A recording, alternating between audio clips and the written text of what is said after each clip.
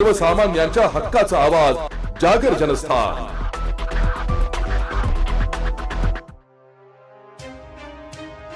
संक्रांत उत्सवाच्या पार्श्वभूमीवर बंदी असलेला नायलॉन मांजा चोरीछुपे पद्धतीने विकला जात असल्याची माहिती येवला शहर पोलिसांना मिळाली होती।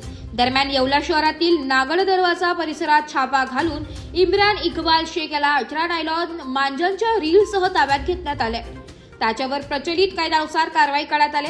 दरम्यान नायलॉन मांजाचा वापर व विक्री करणाऱ्या विरोधात देखील गुन्हे दाखल करणार असल्याची माहिती पोलीस निरीक्षक अनिल भवारी यांनी दिली आहे। सदरची कारवाई पोलीस अंमलदार सतीश मोरे, गणेश सांगळे, सोनिया गरुड, मोनाली ठाकरे, पोलीस शिपाई बिडकर आदींनी केली आहे।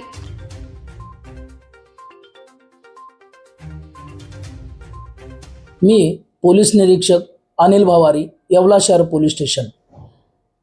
आमचे SP नाशिक जिल्ह्याचे श्री बाळासाहेब पाटील यांनी काही दिवसापूर्वी आम्हाला सूचना केल्या होत्या की नायलॉन मांजा याच्यामुळे अपघाताचे तसेच मृत्यूचे प्रमाण वाढलेले आहे, तसेच पशुपक्षी यांनाही इजा होते।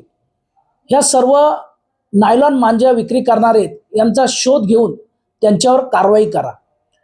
माननीय SP सरांच्या आदेशाप्रमाणे आम्ही आमचे खबरे ॲक्टिवेट केले होते आणि नायलॉन मांजाचा शोध घेण्याचं काम चालू होतं।